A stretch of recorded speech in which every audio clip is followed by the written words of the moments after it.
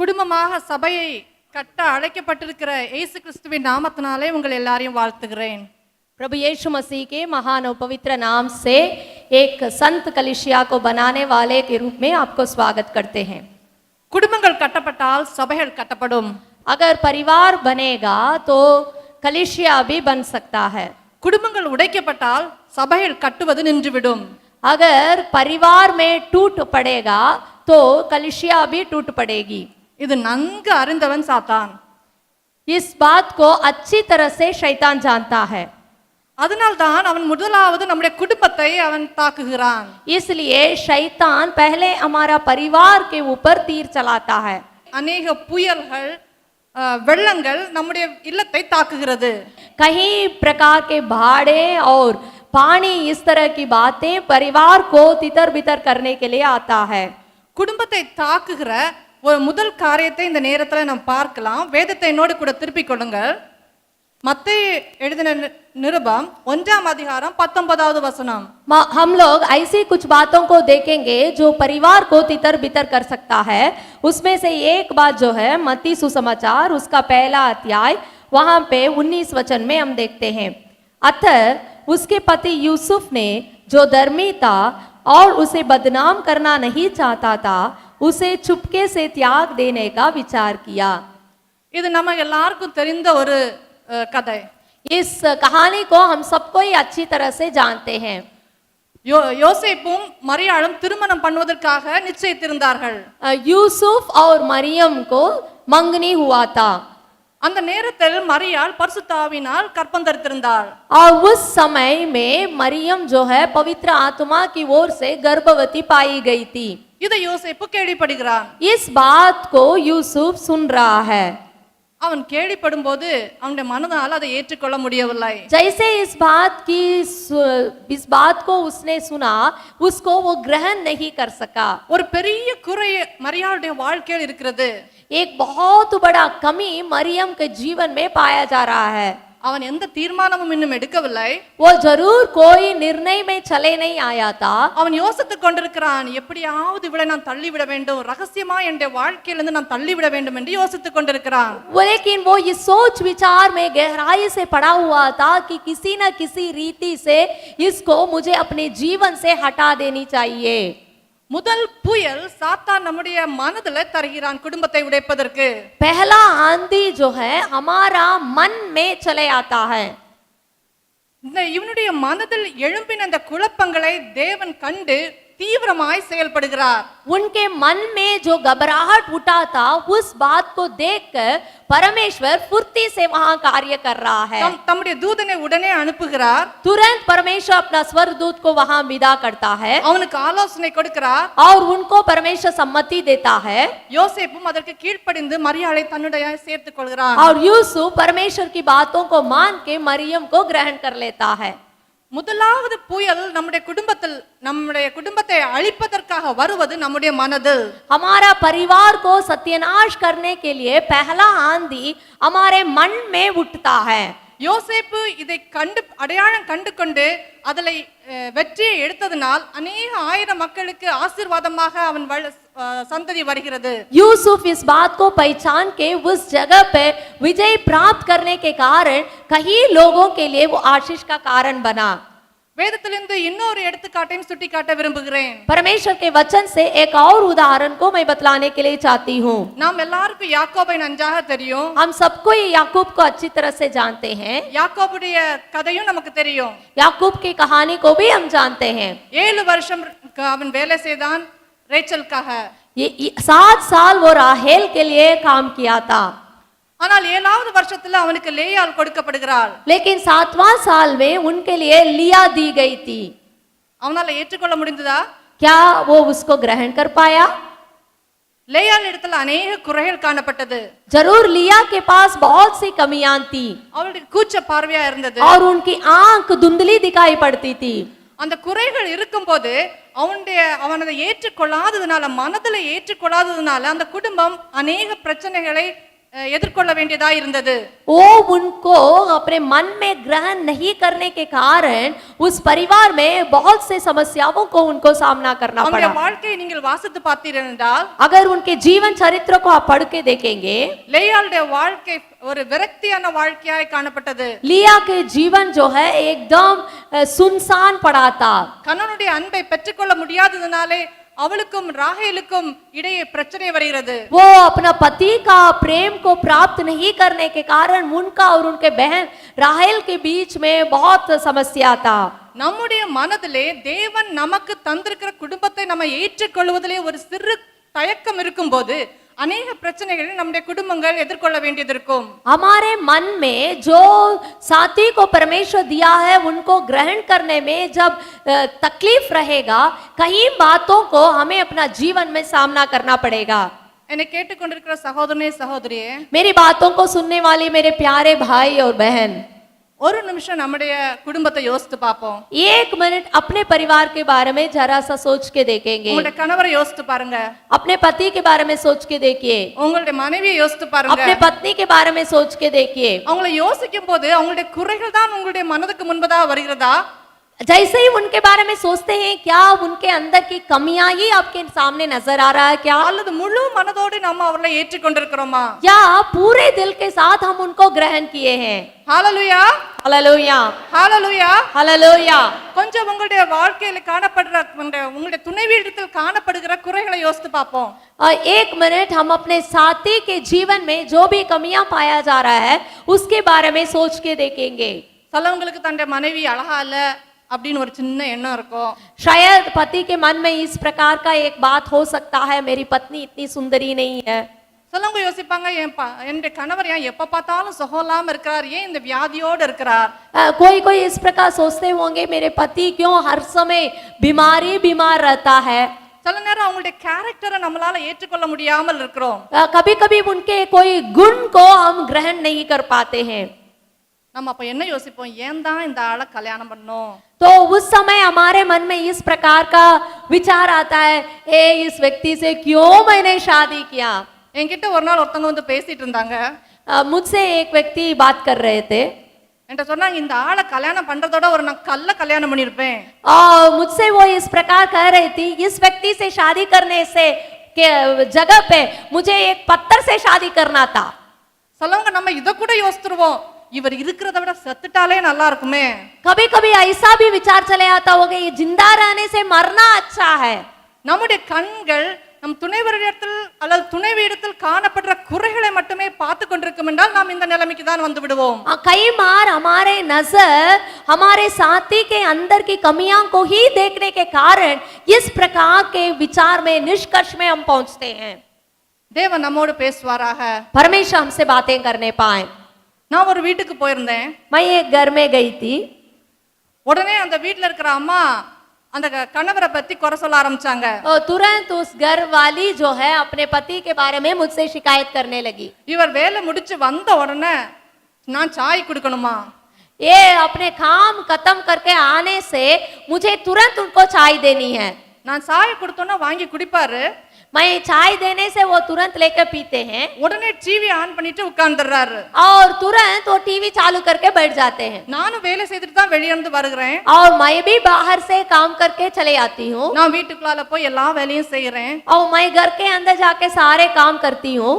அவர் 7 மணி வரை டிவி பாக்குறார். वो 7 बजे तक टीवी देखते रहते हैं அதுக்கு பிறகு வெளிய போயிட்டு திருப்பி வர்றார். और उसके बाद वो बाहर जाके फिर आते हैं। இதற்காக என்ன திருமணம் பண்ணிருக்கிறா? और इसी के लिए क्या मुझसे वो शादी किए हैं? அவர் எனக்கு அவர்கிட்ட பிடிக்கவே இல்ல. मैं उनसे बिल्कुल भी प्यार नहीं कर पा रही हूँ। அவரை என்னால ஏற்றுக்கொள்ள முடியல. मैं उनको ग्रहण नहीं कर पा रही हूँ। அவரை பார்க்கும் போதே எனக்குள்ளால ஒரு எரிச்சல் தான் வருது. उनको देखते ही मेरे अंदर एक प्रकार की जलन की आत्मा कार्य कर रही है। உன்ன கணவர் சொன்னார், और लेकिन उनके पति कह रहे थे, எனக்கு கடினமான வேலை, और मेरा काम जो है बहुत कठिन है அங்க நிறைய டென்ஷன் இருக்குது. और वहां मेरा बहुत प्रकार का तनाव है। நான் ஒரு அரை மணி நேரம் ஃப்ரீயா இருந்து அப்படி ஒரு டிவி பார்க்கலான்னு ஒரு நியூஸை பார்க்கலான்னு விரும்புறேன். और मैं जो है थोड़ा आरामदायक बैठ के टीवी देखने के लिए मैं चाहता हूँ। இது ஒரு சின்ன காரியம்தான். ये एक छोटी सी बात है, ஆனா அந்த சகோதரியால இந்த காரியத்தை தன் மனதுல ஏற்றுக்கொள்ள முடியவில்லை. लेकिन उस बहन को ये साधारण बात को ग्रहण नहीं कर पा रही है। அவங்களோடு பேசி ஜெபித்து விட்டு நாங்கள் வந்தோம். और उनसे बातें करके हम लोग प्रार्थना करके आए थे। ஒரு வாரம் கழித்து நான் ரோட்ல போகும்போது அந்த கணவர் வந்து என்னோடு வண்டியை நிறுத்திட்டு பேசினார்.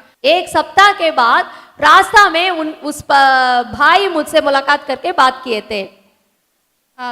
என் ஒய்ஃப்ட்ட வந்து கொஞ்சம் பேசுங்களேன். और बहन जी मेरे पत्नी से आकर थोड़ा सा आप बात कीजिए। அவ முழு நேரம் சண்டை போட்டுட்டு இருக்கறா. वो हर समय मुझसे लड़ाई करते रह रही है। எது எடுத்தாலும் வீட்ல சண்டையா இருக்குது. और हर समय मेरे घर में लड़ाई हो रहा है। ஆரம்பித்தது எங்க? और शुरुआत कहाँ हुआ? அவர் அவளோடு பேசாம இருந்து டிவி பார்க்கறது அவருடைய மனதுல ஏற்றுக்கொள்ள முடியல. ओ उनसे बात किए बिना टीवी देखने की बात को वो ग्रहण नहीं कर पा रही है।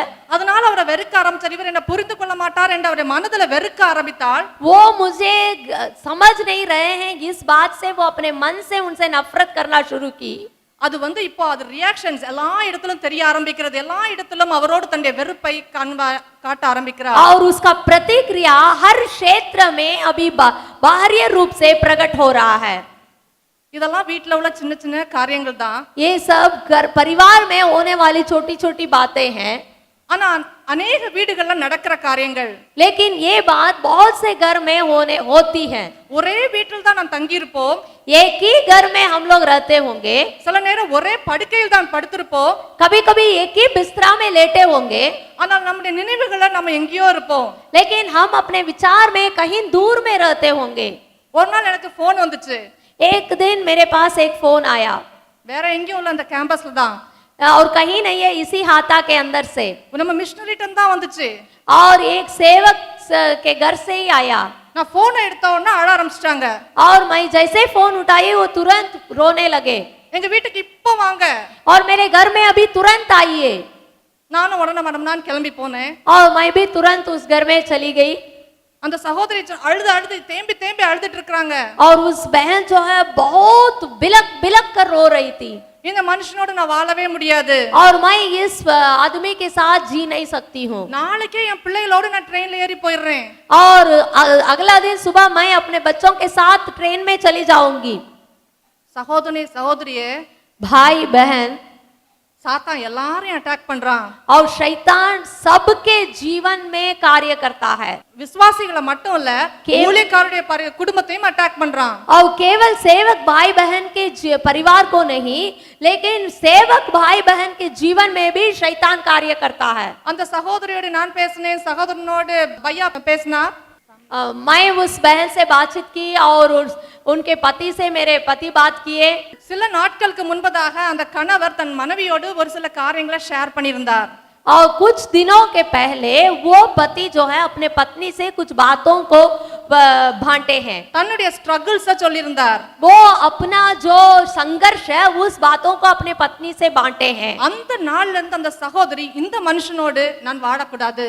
अब उसी दिन से वो बहन सोचने लगी इस व्यक्ति के साथ मुझे जीवन नहीं बिताना है। இவருக்கு இப்படி ஒரு ஸ்ட்ரகிள் இருக்குன்னா அவரோட நான் வாழக்கூடாது என்று தன மனதுல யோசித்து அந்த நாள் அது பெருசா வெடிச்சிச்சு. और उस प्रकार की बातों को सोचते वो उस दिन जो है भूकंप जैसा फट गया। சத்துரு இப்படி நம்முடைய குடும்பங்களை अनेक विधத்துல ताकि கொண்டிருக்கிறான். इस प्रकार शत्रु जो है हमारे परिवार को भिन्न भिन्न प्रकार में वो प्रभाव डालते जा रहा है। நாம் சத்துருக்கு இடம் கொடுக்க போறோமா, நாம் ஜெயம் எடுக்க போகிறோமா? क्या हम शैतान को अवसर देने जा रहे हैं या उनके ऊपर विजय प्राप्त करने जा रहे हैं? ஜெயம் எடுக்க போறோம்னு சொல்றவங்க எல்லாம் கை வைத்து அல்லேலூயா சொல்வோமா? ஹalleluya. जो कहते हैं कि हम विजय प्राप्त करने जा रहे हैं वे मात्र हालेलुया बोलिए। என்ன சத்தமா? और जोर से हालेलुया. और जोर से हालेलुया। சத்துருக்கு நாம் இடம் கொடாமல், शत्रु के लिए अवसर दिए बिना, நம்முடைய மனதுல இடம் கொடாமல், हमारे मन में उनको जगह दिए बिना நாம் முன்னேற வேண்டிய காலம் இது. हमें आगे बढ़ने का समय है। இன்னும் ஒரு வசனத்தை மட்டும் காட்டிக் கொடுக்க விரும்புகிறேன். एक और वचन को मैं दिखाने के लिए चाहती हूँ। 2 சாமுவேல் 6ஆம் அதிகாரம் 11வது வசனம். दूसरा शमूएल उसका 6 अध्याय का 11वां वचन। இங்க இது தாவீதின் மனைவி மீகாளை நாம் பார்க்கிறோம். यहाँ पर दाऊद की पत्नी मीका के बारे में हम लोग देखते हैं। தாவீது தேவனுடைய பிரசத்தை உணர்ந்தவனாக அவன் நடனமாடிக் கொண்டிருக்கிறான். वहाँ दाऊद जो है परमेश्वर के उपस्थिति को महसूस करके वो नाच रहा है। ஆனால் மீகாள் என்ன செய்தால் அந்த वचनத்தை பார்க்கலாம். लेकिन मीकाल वहां पे क्या की थी? 14 वचन, दूसरा शामुएल उसका 6 अध्याय का 14 वचन। और दाऊद सनी का एपोद कमर में कसे हुए यहोवा के सम्मुख तन मन से नाचता रहा। यूं दाऊद और इस्राएल का समस्त घराना यहोवा के संदूक को जय जयकार करते और नरसिंगा फूंकते हुए ले चला। 16 वचन। और जब यहोवा का संदूक दाऊदपुर में आ रहा था तब शाऊल की बेटी मीकल ने खिड़की में से झांक कर दाऊद राजा को यहोवा के सन्मुख नाचते कूदते देखा और उसे मन ही मन तुच्छ जाना। அவள் தன் இருதயத்திலே அவமதித்தாள். वो अपने मन ही मन अपने पति को तुच्छ जानी। நம்ம எத்தனை நேரம் இதை செய்துறோம்? कितने बार हम इसको अपने मन में किए हैं? நம்முடைய கணவர்கிட்ட ஒரு குறையை பார்க்கும்போது, जब हम अपने पति में एक कमी को देखते हैं, நம்முடைய மனைவியிடத்துல ஒரு குறையை பார்க்கும்போது, जब अपने पत्नी में कोई भी कमी को हम देखते हैं, சிலவங்க தைரியமா பேசிடுவாங்க வாயை திறந்து. कोई कोई लोग बाहर उसको प्रकट करके बता देते हैं, ஆனா அநேகர் இருதயத்துல நம்ம அவமதித்து விடுகிறோம். लेकिन कई लोग जो है अपने मन में ही तुच्छ जानते हैं। எனக்கு அன்பான சகோதரனே சகோதரியே, मेरे प्यारे भाई बहन, தேவன் இந்த காரியத்தை ரொம்ப சீரியஸா எடுத்தார். परमेश्वर इस बात को बहुत गंभीरता से देखता है।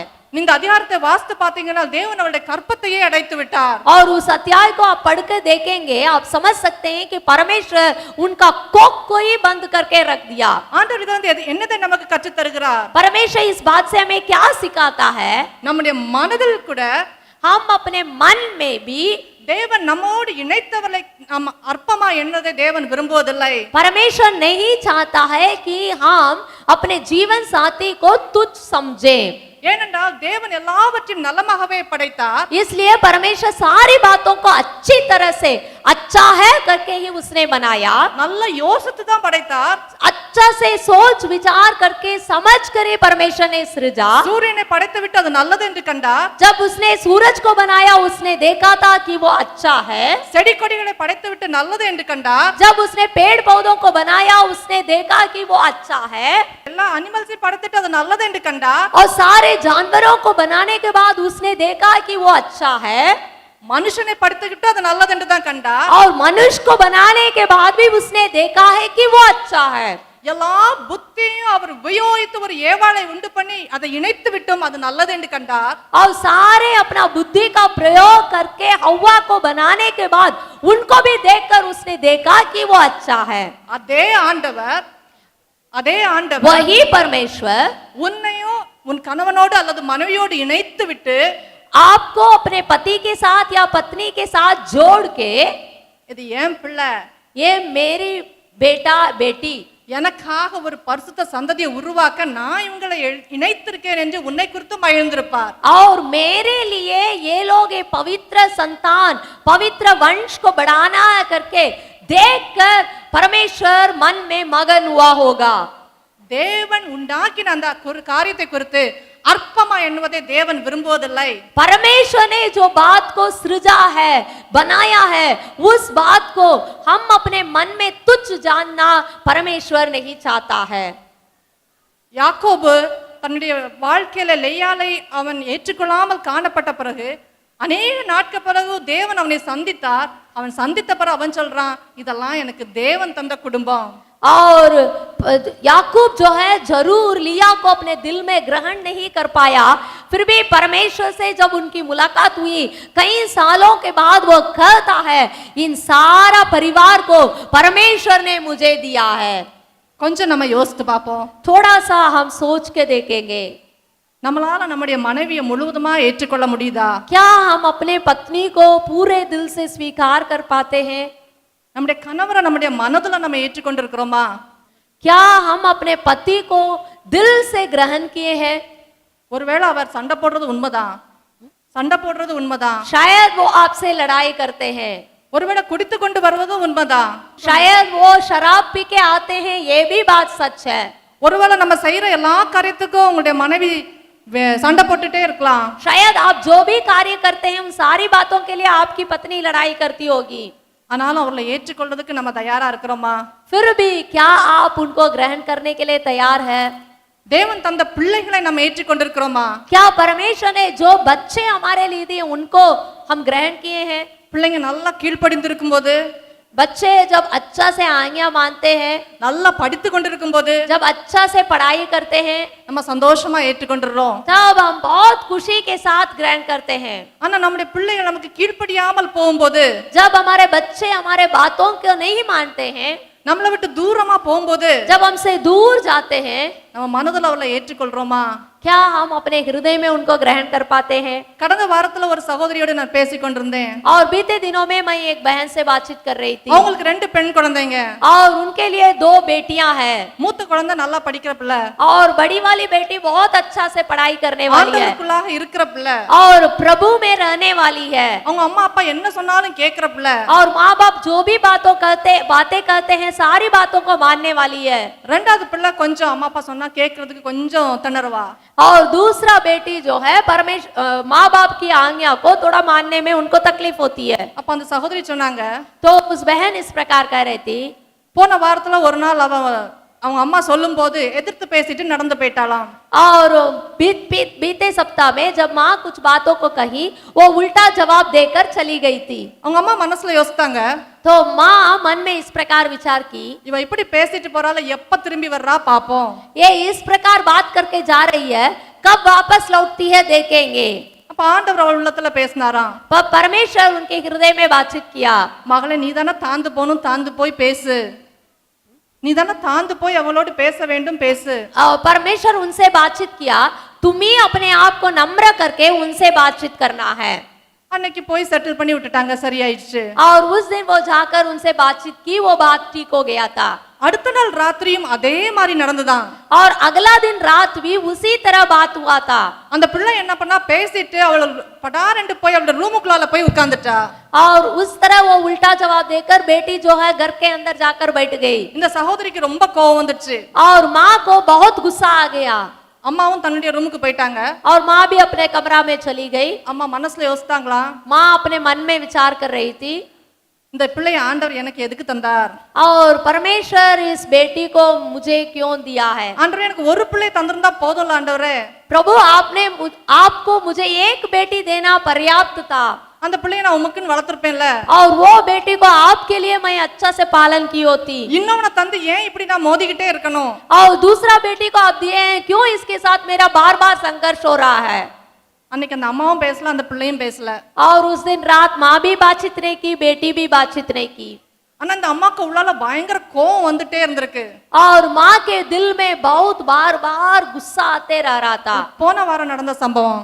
और बीते सप्ताह ये बात हुआ था। இந்த அம்மா அவளை பார்க்கும் போதெல்லாம் ஒரு வெறுப்பு வர ஆரம்பிச்சுதான். और माँ को दिल में जब भी अपना बेटे को देख रही थी, बहुत नफरत चले आया। அதிகாலையில தேவன் அந்த அம்மாவோடு பேசினார். और भोर के समय में परमेश्वर उस माँ से बातचीत किया, மகளே நான் உன் கையில ஒரு முத்தா வளர்த்து தரதுக்கு தானே நான் ஒன்று தந்தேன். और परमेश्वर ने कहा, एक मोती के समान बनाने के लिए ही मैं उस बेटी को तुम्हारे हाथ में दिया हूं। நீ ஏன் வெறுத்து அதை தூக்கி போடுற? तुम क्यों उस पर नफरत करके उसको फेंक रही हो? அன்பானவர்களே நல்லா கவனிங்க. प्यारों बहुत ध्यान से सुनिएगा, இந்த அம்மா சொல்லவே இல்லை யார்கிட்டையும். ये माँ किसी से बताई नहीं थी, ஆனா அந்த அம்மாக்கு மனசுக்குள்ள என்ன வருது?